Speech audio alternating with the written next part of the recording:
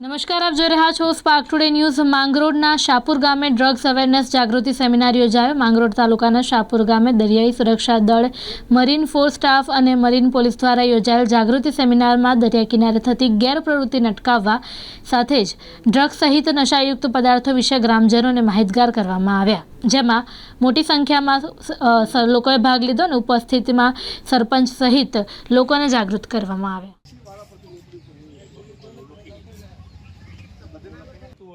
આવું રોકવા માટેનું એક આખું પ્રયોજન હોય।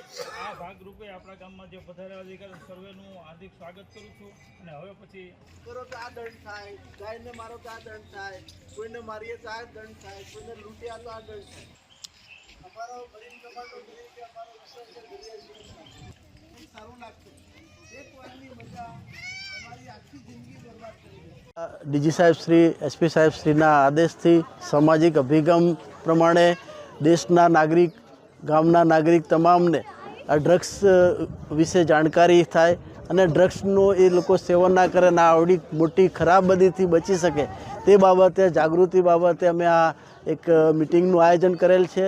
અને એટલું જ મહત્ત્વની દેશની સુરક્ષા છે, એ સુરક્ષા બાબતે પણ આ મિટિંગનું આયોજન કરેલ છે। અને જે બાબતે ગામજનોને બહુ સારી રીતે અને વ્યવસ્થિત ઉપરના આદેશ પ્રમાણે સમજાવેલ છે અને ગામ લોકોએ ખૂબ જ રસ લઈને અમારી વાતોને સ્વીકારી છે અને એમણે બાંયધરી આપી છે કે અમે આ તમામ બધી દૂર થાય એ માટે પૂરતા અને ખંતપૂર્વક અમે પ્રયત્નો કરીશું।